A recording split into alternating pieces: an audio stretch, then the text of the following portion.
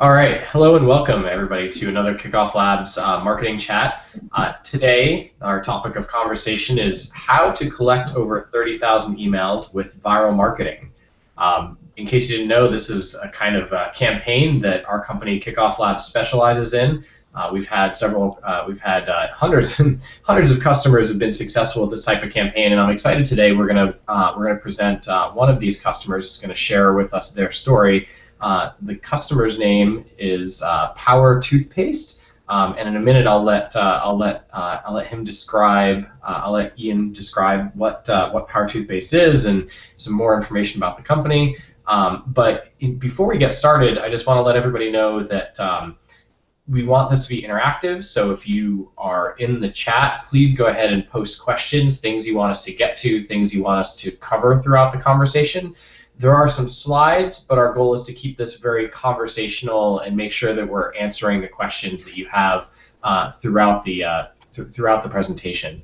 Let me talk about who's here today. So if we go to the next slide.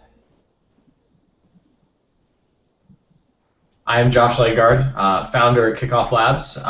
Like I said, we specialize in referral marketing campaigns. With me today is Ian Napier.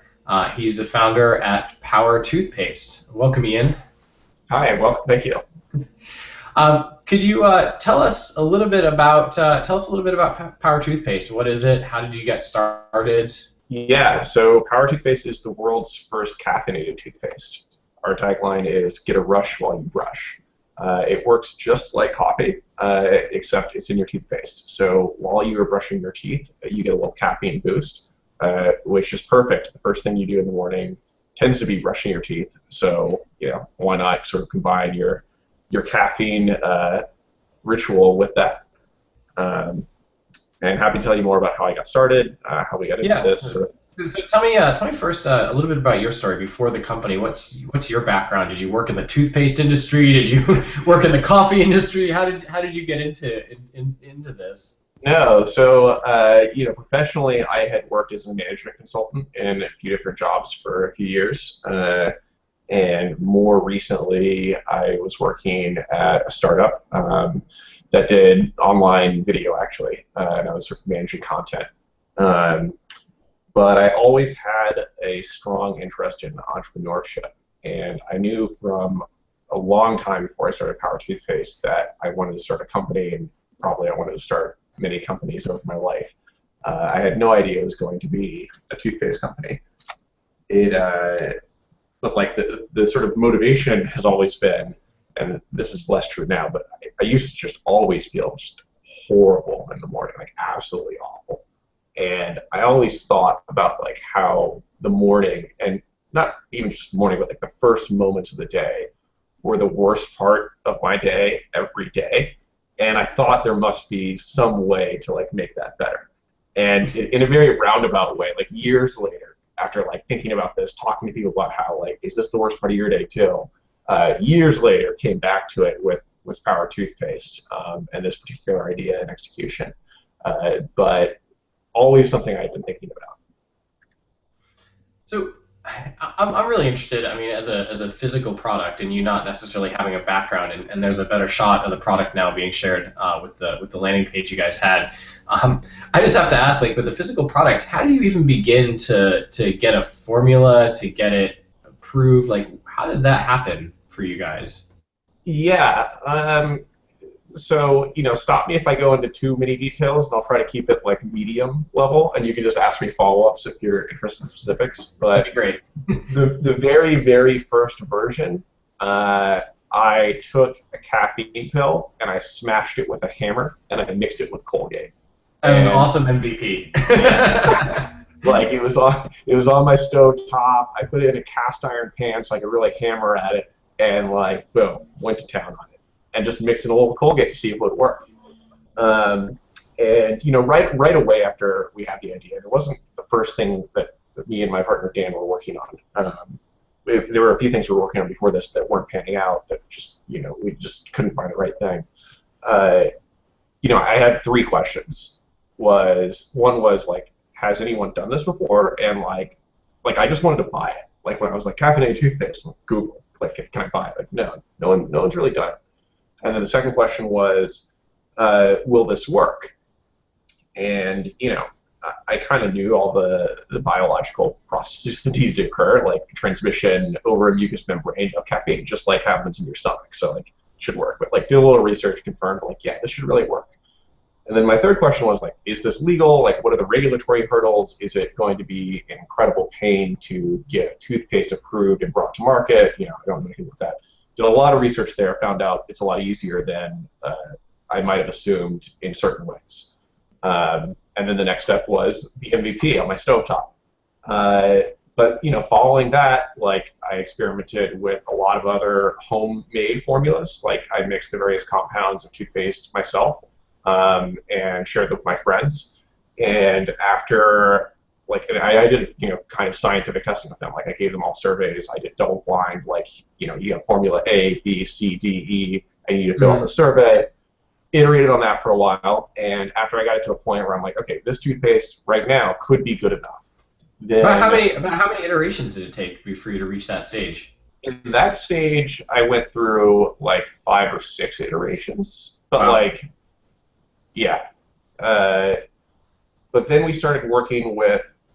It took a long time to find the right suppliers and partners too, particularly for a small company. Like toothpaste is highly consolidated. Crest and Colgate, which are Procter & Gamble and Colgate-Palmolive, sell something like 85% of all toothpaste. So like it's a crazy consolidated industry, which means there's not a lot of small toothpaste manufacturers or people willing to work with small clients. So it took a while to find the right partners. That was challenging, but once we did, and I had access to formulating with them, I went through, I think, 40 or 50 more iterations, like different samples, before I arrived at the one that we have today, which is really nice. But that was as I was learning more about the science of toothpaste. I had more access to quickly iterate and not mix stuff by hand, but use lab equipment. Arrived at the formula we have today. And I should mention the reason, like I'm not like crazy, right? The reason we went through 50 iterations is caffeine is naturally quite bitter, which is why like what we tend to consume it in is like coffee, which has other bitter compounds that overpower it, but like pleasant bitter, or tea, which is very astringent, and like an energy drink, that like weird chemically flavor. Yep. That's because they're using other things to mask the bitter of caffeine. So like it's a difficult flavor to work with, but we arrived at something where like we've completely masked all the bitterness. It's just like really minty and refreshing. Perfect. So now that you have an idea and you've got some testing, some validation from people that you've got a great formula. At what point did you decide you wanted to do a broader customer validation and start getting people to sign up? Yeah, so for us, it was always about crowdfunding. Like we knew we wanted to do a crowdfunding campaign, both to validate demand for our product and tell us that we should go forward, and also because there are MOQs we were facing, minimum order quantities for the batch size of toothpaste and the tubes we needed to have manufactured. If you actually look at the tube on the screen right now, I don't know if you want to switch over to that. If you look carefully, you'll notice like that's a sticker label wrapped around a blank tube, and that's actually a sample size tube. What we needed to go to like have the quantity we needed and have bigger tubes was printing our own tubes. I mean, having someone print tubes for us, which meant buying a lot of tubes at once. So like as we understood the economics of our product and what was going into it, it was very clear we need to do a crowdfunding campaign. And then backing up from that, it was like, well, how do we build up an audience before a crowdfunding campaign so we can really, come screaming out of the door with a lot of momentum and do very well. And so that's where we, kind of got into, all right, what's our press strategy?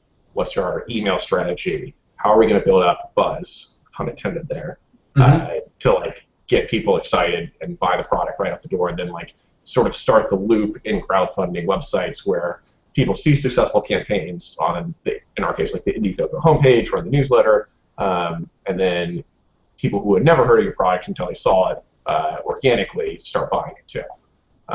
So that was kind of our motivation. So talk to me about setting up this landing page. At what point did you set this up? Did you set this up to get people to sign up for email addresses? I mean, obviously it was probably before you launched the crowdfunding campaign. Yes, very much. Yeah, so our crowdfunding campaign, we originally were going to do it late November, I think, or December, and we pushed it to January just because concerns about what we had seen other, like the performance of other crowdfunding campaigns late in the year. So we were running our pre-launch campaign with Kickoff Labs. I believe it was in November, and we ran it for 30 days. So the original idea was kind of do it like right before the crowdfunding campaign. We ended up having like a month in between, which wasn't bad. We built up sort of more press mentions in the intervening month, which I'm happy to talk about too. Yeah.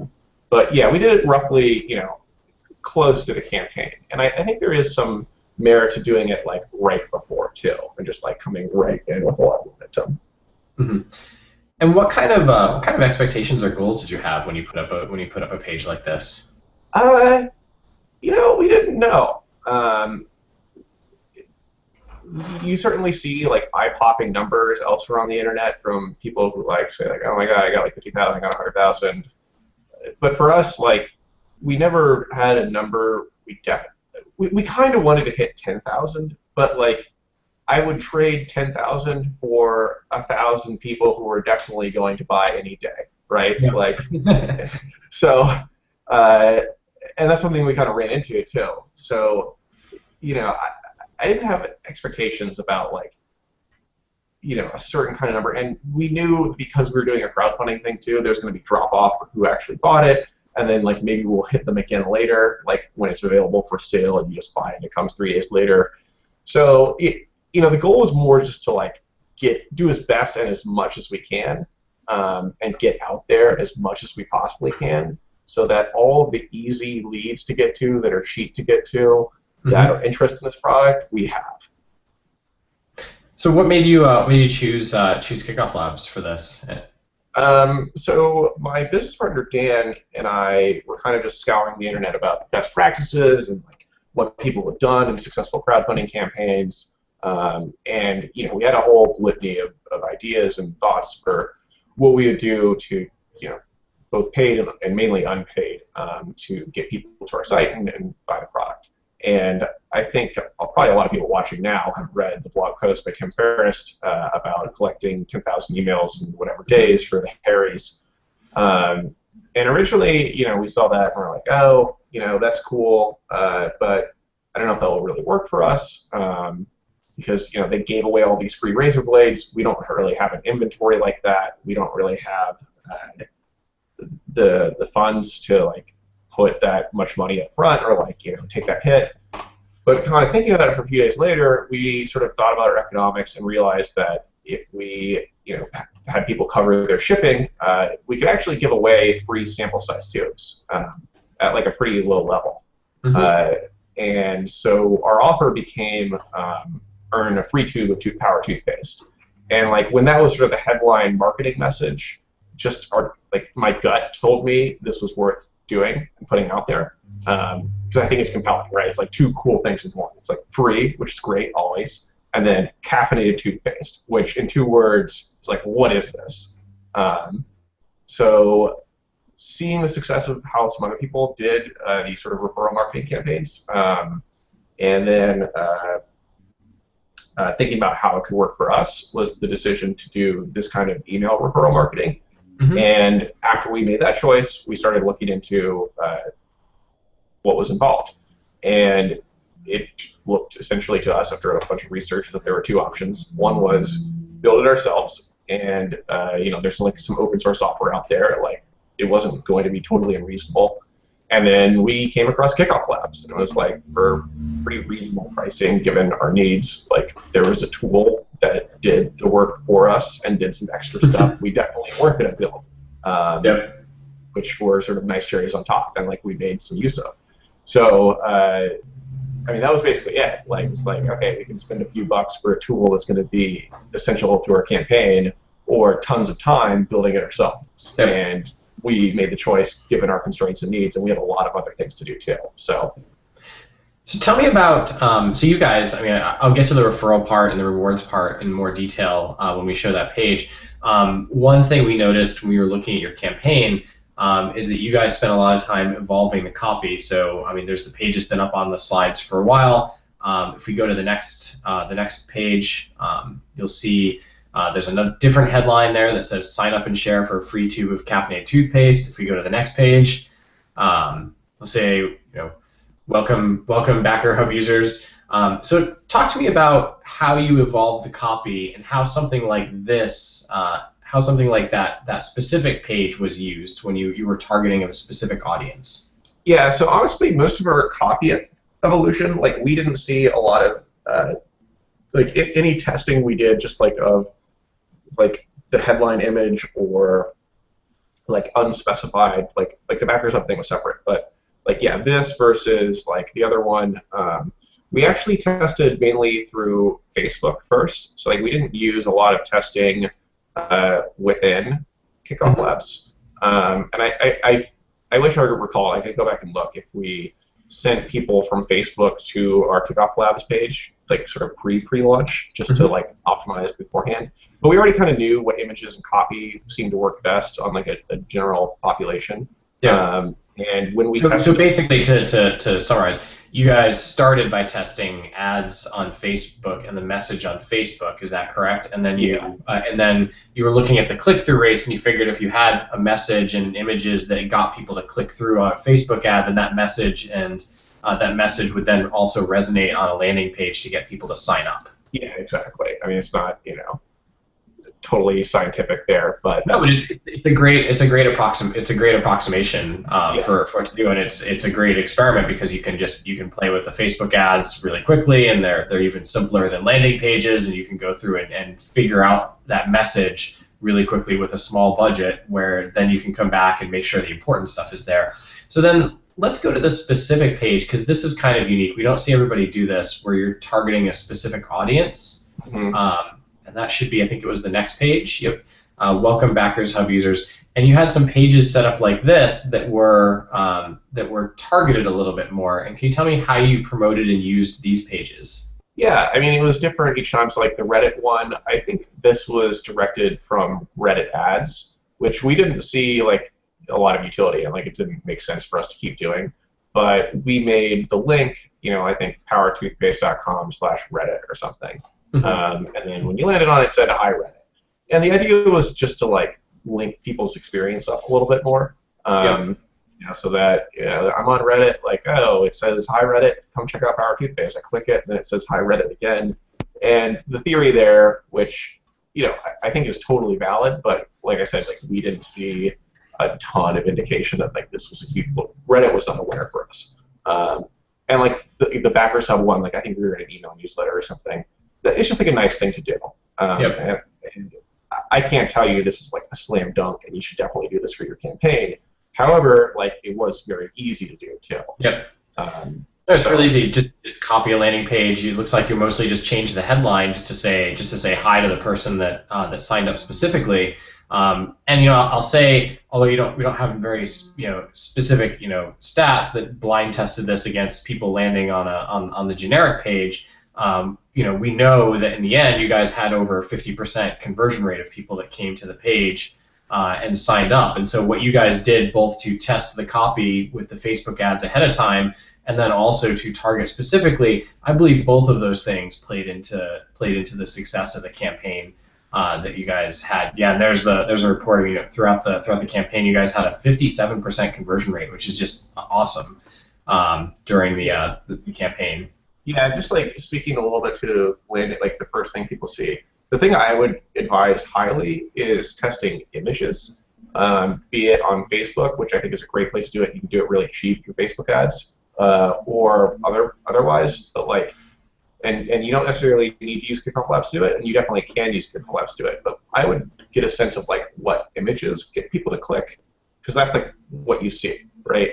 And if you have a physical product, definitely like get some nice product photography. It's not as expensive as you think too, and you can actually do it pretty well yourself if you like, read up on it. But that was like having nice images of our tubes, which are not even going to be nearly as nice as our final tubes, was really, really helpful for us all throughout everything we did, and continues to be. Yep. So we had a question for Matt, which is what I was going to touch on next, which is while we're still focusing on the initial landing page, how did you promote these pages? Did you run any, besides Facebook, were you running other ads or other paid sources? Did you already have a list? Did you co-promote with other lists? It sounds like you did. Can you kind of give people a run through of the different strategies you used to promote the page, and what strategies seem to work better than others? So the answer is all of the above. Though I don't know that we had a whole lot of co-promotion with other lists during the kickoff, the pre-launch campaign. I think we did that more during the Indiegogo. So we had a Facebook group we had built up that was about energy drinks that we sent something out to. We had like our list of friends and family was like the first, like we compiled, everybody we like knew, like me and my co-founder. That was like the first thing we emailed out to. And we had like a list of websites and organizations and contacts and leads that like we thought might be interested. This like probably the most helpful thing we did was we wrote up our own press release, and we released it. We sent it out to like all sorts of bloggers and news media contacts, and like low-level ones. Like we weren't going to like the New York Times on day one. We used a tool to actually automate a lot of our outreach and management of talking to press and bloggers. And our goal was to get placement into blogs that like their audience was going to want free caffeinated toothpaste. So there are on the internet like energy drink blogs and like extreme sports blogs and camping and outdoors, like people who don't want to brew up coffee like when they're out backpacking the Appalachian Trail or whatever, and like might want caffeinated toothpaste. It's like we thought about anybody who was specific like demographic or behavioral group or some sort of niche that might be interested in a caffeinated toothpaste, and we got in contact with bloggers and like people who owned like some sort of small list or whatever, and we gave them the referral link and said like, hey, like is this something your audience would be interested in? If so, we can give you all these nice pictures, all these assets. We wrote up like a press release that was basically copy and pastable into a blog post. And by far the most useful thing that happened to us was getting placement into various blogs, because that sort of started our viral loop, where we got to niche audiences that were excited, and we didn't know it was going to work. Like that's why we went all over the place.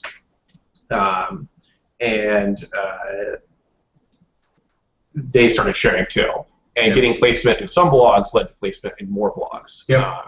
And this actually led directly into future press success too. So like we were starting to warm up our presence on the internet and warm up even bigger press leads who didn't write about us like even until after the Indiegogo was over. But like suddenly we were all over the internet. When you Google Power Toothpaste, like you see us in a lot of cool publications now. And that started with like really tiny blogs. So some follow-up questions to that. One guest asked, what was the tool you used to automate some of this discovery of the blogs and promotion, if you can recall? Hold on, let me pull up that info for you. Can we come back to that? Yeah, we can come back to that.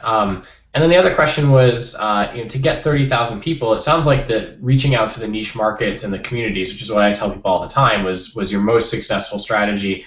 But when it came to advertising, are you talking hundreds of dollars or thousands of dollars that you guys spent throughout the campaign on advertising? We kept it at like hundreds of dollars because we didn't really get advertising to work for us. So that was enough to like fully satiate our testing, and that was like Twitter, Facebook, and Google. And we just didn't see the lift we needed, and if you look at the chart, like by day 3 or 4 or whatever, we're starting to see some pretty serious lift organically and through like our press strategy.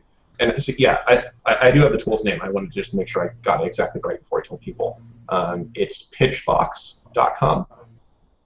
Pitchbox.com. Okay, great. Yeah, and yeah, it's great. Like it helps you discover blogs and publications, but that's like secondary to its automated outreach features, which are really great. The discovery part was like okay, like useful, but like it's the automation of outreach, like scheduling resends of emails when people don't respond, and like putting stuff in workflows and queues so that like you can easily process like a ton of REST outreach. Super, super, super useful. Awesome. So it sounds like a really useful tool, and people in the chat are thrilled to discover something like that. So another question that came up, we know that you collected 30,000 emails. How did that translate into dollars spent on the Indiegogo campaign? I assume you guys reached your goal, but was it what you were hoping for in terms of the validation and the dollars spent? So once again, it wasn't like we had some sort of specific magic number in mind. Like we just wanted to do the best possible job we could. I mean, we did have like some numbers in mind about like what was going to take to make it so we could do our first production run, and we hit that and exceeded it, which is great. In terms of actual conversion, like frankly, one of the reasons we got to like 30K, and we actually got to more than that, but we filtered out some clearly spammy spoof emails, was like we got really big in like the freebies blogs and like the cosmetics blogs. And one of the challenges we faced, and I think this is a challenge for anybody who's using Kickstarter or Indiegogo or another crowdfunding campaign, is like we're trying to sort of match up two niches at once. It's like the niche of whoever's interested in like your specific product and people who buy stuff on crowdfunding websites. And so like it's a very narrow part of the diagram. So like our conversion to Indiegogo buys like wasn't super high. However, it got us going, and it actually was super useful, like just to validate overall demand for us, and actually to get really awesome press placement. So like we ended up during the campaign and after in the Daily Mail, CNET. We actually got a piece of the New York Times after the Indiegogo campaign was over, and part of it was like being able to say like we got 30,000 email signups, and for when Daily Mail was probably one of our first big press gets, and when the staffer when the reporter at the Daily Mail was like reading about us, he probably Googled Power toothpaste and saw a ton of blogs talking about it, and that probably led to like the decision or influenced the decision to like write about the story, and that was super useful. And then on the backside of it, in a couple of months, so by the end of July, beginning of August, approximately there, we're going to start shipping our product, and you'll be able to come to our website and buy it, and then like a few days later, it shows up at your house. And I have a list of people, like 30,000 people, who are warmed up to know what Power toothpaste is. And so, maybe they don't overlap in the group, the community of people on the internet who pre-order stuff, who like give you money months in advance or like a year in advance of you shipping them what you're promising them, and like you might go bankrupt and never ship, and they're just like hoping you do it.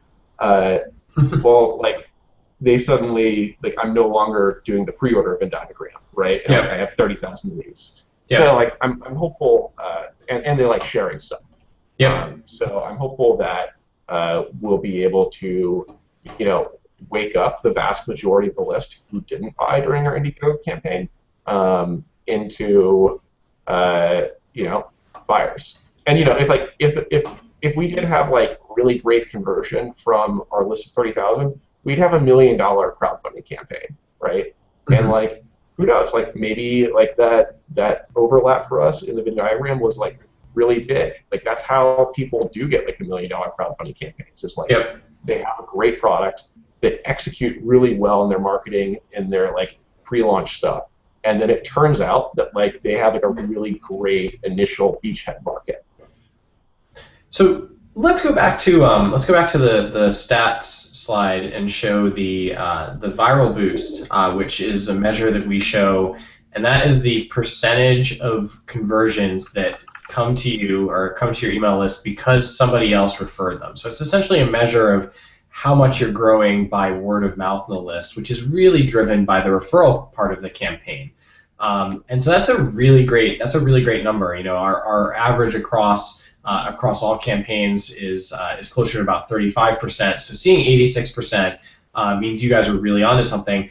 That is also an indication of why your conversion rate is so high, because when somebody is referred from a friend, they're way more likely to convert on a page and give you their email address than something they randomly saw in an ad or even an article on Reddit or even in some of the niche blog posts that they read. And so let's take a look at the thank you page that you guys developed and the promotion you guys did around the thank you page. And so it looks like you guys on this page are going with a fairly traditional approach where you've got you're basically giving away at 1, 5, 15, and 50 referrals. You're giving away some products. So you're giving away, I think, a free power toothbrush at 1 referral that's verified, and travel size tube at 5. 15 was a full-size tube of power toothpaste, and then 50 was a year supply. So talk to me about how you came up with those rewards, and how effective you think that was. So I think one of the most important things, the most important thing we did was 1 and 5. And the thinking around all this was looking at the numbers and being like, okay, how much does each of these cost us? And then kind of and we wrote in an Excel, table, 1, 2, 3, 4, 5, 6, what will be the price of 1 tube, 5 tubes, 3 tubes, what are all the things we could give away? And then thinking about the psychological motivations. So, most people have one place to post. They have one email list, or they're active on Facebook, or they're active on Twitter. And so you're really asking them to do one thing. Mm-hmm. So what's the motivation for them to do the one thing? And our thinking around 1 verified share, you get a free toothbrush, is a toothbrush is very cheap for us to make. There's a lot of ways. This is one of the things we learned along the way about the freebies and the giveaways and the things that we essentially had as stocking stuffers in our Indiegogo campaign was branded toothbrushes, because of all the dentists out there are very cheap to have made for you. Mm-hmm. So that was a great thing for us to make 1 verified email, you get a free toothbrush, because everybody needs toothbrushes. You don't really care if it's from the dentist or has our logo on it. And if you like our logo, then that's a bonus. And that might be enough to get you to, before even if you just like the idea, think this is fun, that's enough for cherry on top to get you to post this on Facebook. And then the thinking behind 5 is, if we got 5 leads, it's kind of worth it for us. And that's also an attainable goal for even someone without a lot of internet presence. Yeah. Someone who doesn't have a lot of Facebook friends, who doesn't have a lot of Twitter following, whatever, that's a reasonable thing to get.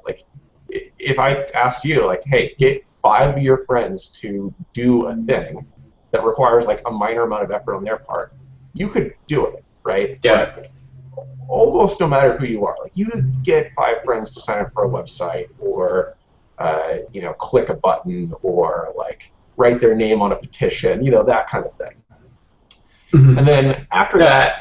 I was going to say, absolutely, and we tell people all the time, the low-level rewards are really important to think through, and I tell people, consider having a reward at 1, 2, or 3, because it's something that's achievable for most people. If you told me, the same thing like you said, if you told me to go online today and get 5 people to do something, I probably could. But if you told me I had to get 10 people to do something, that starts to cross a line where it's like, I'm not sure I convinced 10 people to do anything today. Yeah. It varies when it comes to a very specific product. When it comes to a very specific product and use case like this. And so that's a really good lesson that people should take away, is thinking about the lower level rewards. We had a question which I'll translate a bit. Yeah, I see the question actually about the shipping fulfillment. So we actually kept people on the hook for shipping. Like, shipping was not included in redeeming your reward. And the thinking there too was that, like, one of the pledge levels on our Indiegogo campaign, which was kind of like an off the books pledge, was like pay for shipping only. And so you could pay for shipping under Indiegogo and you would be getting your free product. And if you didn't do that, like, we will be following up when we are prepared to ship with like your coupon code, and then you will pay for shipping in our checkout. So we definitely did think about that, and the idea was just to like offload it onto the people who are signing up, and we were clear about that on the page, and the idea was just that we'd only be giving away product and not bearing that cost. Do you know roughly how many people offhand got the 5-level reward? Offhand, I don't. I'd have to go back and look at that. It was a decent number of people. And then, did anybody earn the lifetime or the 1-year supply? Sorry, of the toothpaste? Yes. So this is something going into it, like, we didn't know what was going to happen, and we had read that some people saw lift and boost of like the really high-end rewards, and other people didn't. We definitely did, and I think where this motivated people was people who had like big blogs, and there were like a few freebie forums where we seemed to get like pretty prominent placement by like the power sharing people, like people who like are really active on these forums. Yep. So it actually did, in our case, seem to motivate some subset of people, like not a lot of individuals, but if you look at the whole tree of people, there are some where it's like one share led to 1,000+ referrals if you go down the whole tree. Yep. No, and again, that's another reason why having a reward at a low level is really important, because you need that mixture of people who can refer onesie twosie type of people to find those influencers that you haven't been able to find through tools like Pitchbox or other sources, because they will get uncovered with enough effort. And then it's important to point out, when people are considering the cost of the freebies, and even if they were supplying shipping costs, is like, it has to factor in that if you guys, I'm sure, thought about the math briefly in terms of ads. If you were driving this without a referral campaign, the amount of money you'd probably have to spend on ads to generate this many emails, would way outstrip the amount you're going to spend with giving away versions of the product. And the benefit of giving away, your logo of the product is like, you're actually giving them something useful, as opposed to spending your money and giving it to Google. You're giving your money to your most influential, most important customers, the people who are backing you early with even just their email address. Yeah, absolutely. And like, that's one of the challenges of a low-dollar item too, is that you have to have like staggering conversion to purchase from ads or like crazy low. Like something has to be like pretty awesome about your ads for it to make sense to run paid advertising on Google, Facebook, etc., when a conversion is under $20.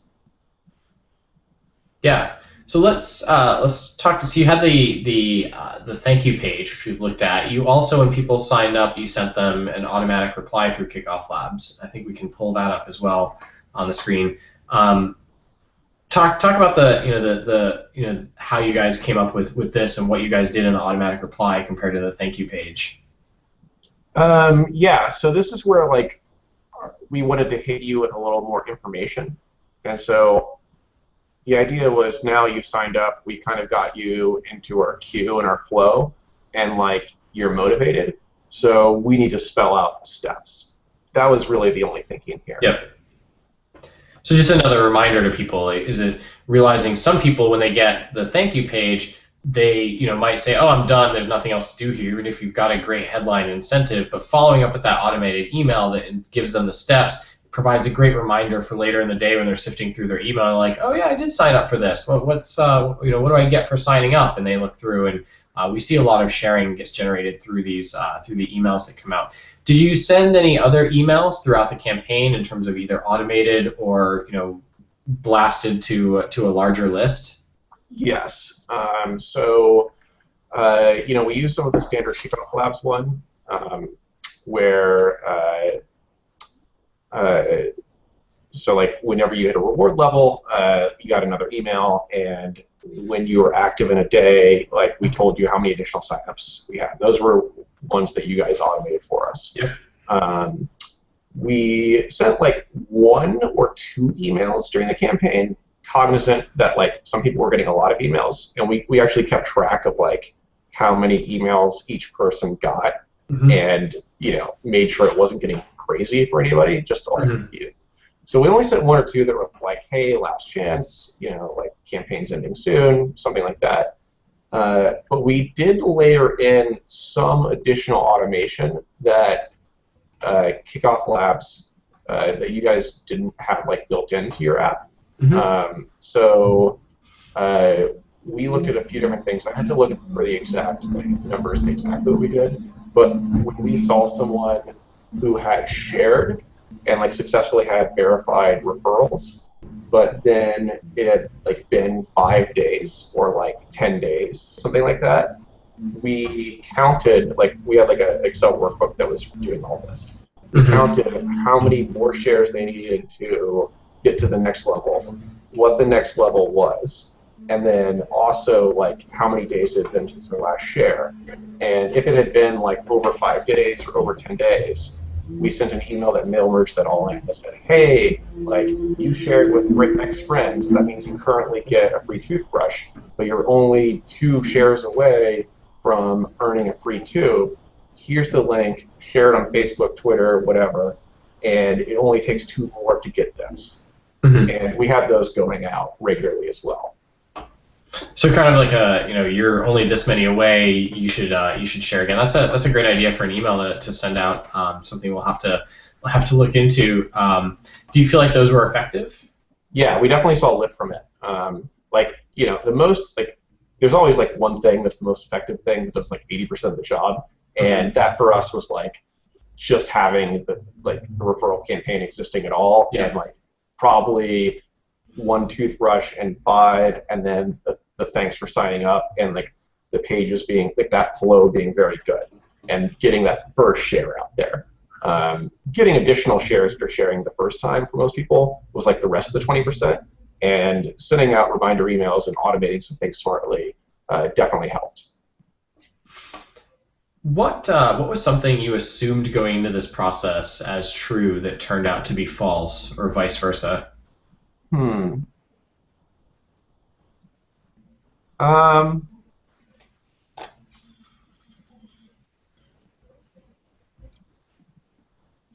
One thing I wish we had done better, and I think there were some assumptions there, were that people were going to like understand a little bit more, like after the campaign was ending or towards the end, that like how this was turning into a crowdfunding campaign. And I think we could have been more clear in our messaging that like on this front page, even though it would have been like distracting and maybe would have lowered our conversion, I would have put like in the lower right or something, coming soon on Indiegogo, just to like prime people a little bit more. Yeah. And you could also have added that in some of the follow-up messaging, like we'll be here soon, and because you signed up, you're going to find out first. Yeah, I definitely would have added that messaging just to get people primed for what's about to happen. Yep. What is next for you guys? Like, you mentioned, you kind of teased at the launching an actual actually being able to go to your website and buy it sometime in July or August.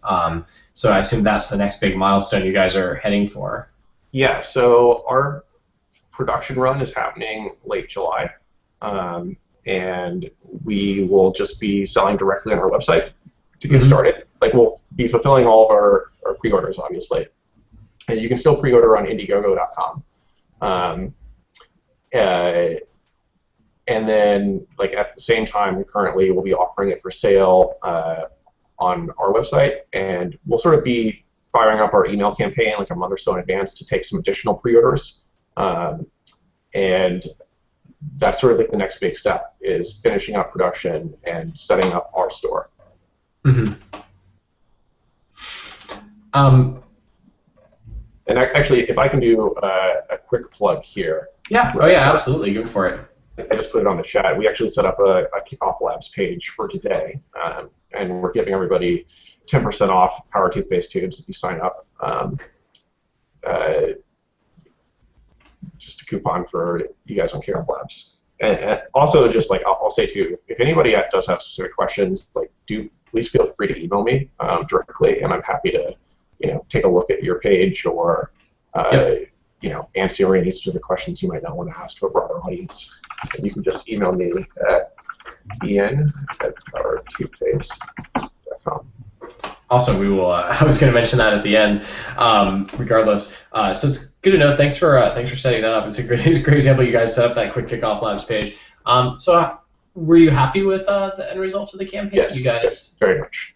Awesome. So the product worked well for you guys. Yeah, very well. It's great. What final piece of advice would you give anybody who's going to be doing something similar in the future, going to be attempting to do something similar in the future? Just general advice is pull every lever. Like when you look back at your successful campaign or launch or whatever, it's probably just going to be like one of the things that worked. Or maybe like 2 or 3 out of like the 20 that you do. But every campaign, every product, every service has its own differences and complexities, and you should be smart about where you spend your effort, but don't make too many assumptions about what's going to work and what's not. And try to do as much as you can to like force it to work. Yeah. And test into things as much as you can. Like I said, we spent some more during the Indiegogo campaign, and once again, it didn't really work, and we didn't spend too much. But we spent a couple $100 during the pre-launcher campaign for paid advertising, and I'm glad we tried it. And we spent a lot of time making good ads and trying to get to some niche audiences. But that was a lever we pulled that didn't work, but we didn't spend much money on it either. So give it a try. Awesome. I mean, I'm hearing you say, don't put all your eggs in one basket. I hear a lot of people that just they're obsessed, and they say, oh, if I get mentioned on TechCrunch, or if I just get mentioned on this one big blog, then I'll have a success. And they're just pinning all their hopes on that one thing. I say, what are you going to do if you don't get mentioned on this blog? You don't get that link. What do you do if you get that link and you only get 1,000 emails, not 30,000 emails? You think about a variety of things to do. Yeah, and I think the way to think about this a little bit is you just want to create a lot of ways for you to be able to win, and you definitely don't want to play domino rally with your marketing or your launch or whatever, where every single step has to go right for you to succeed. You want a lot of stuff just going out there, and maybe one thing catches fire and goes crazy, and then you concentrate on that. But you should try to create a lot of ways for you to be able to win. Absolutely. So I will. I'll say Ian threw out his email address at ian@powertoothpaste.com. If you got comments and questions, he made a great offer to anybody who wants his 2 cents on their page of their campaign. And I'll throw out the same offer. We always offer that kind of support at kickofflabs.com. If you have any other questions, Ian and I will be hanging around in the chat for a few minutes, so if you have any other questions and you're sitting around in the chat, let us know. Ian, so and so people in the chat know, we do record these. The vast majority of the views comes from the recording, so there may be some questions that trickle in afterwards from the recording, and we'll be promoting the recording with some follow-up content and posts going forward. If anybody wants to set up a campaign like this and get their own, have their own success story, we'd love for you to do that at kickofflabs.com. We're a platform made for this kind of viral marketing and referral campaign. It's our bread and butter, and we are happy to help you guys see the same level of success. And I'd love for somebody who's watching this to sign up collect a great number of email addresses, and come back and share their story and promote their product. And like Ian said, powertoothpaste.kickoffpages.com. If you're watching this and you want 10% off your brush while you brush in the morning from Power Toothpaste. So thanks everybody for watching. Thanks Ian for joining us. And next week we'll be back with live landing page reviews. So don't forget to submit your landing page for us to take a look at, and we will be going through as many as we can next week at our marketing chat.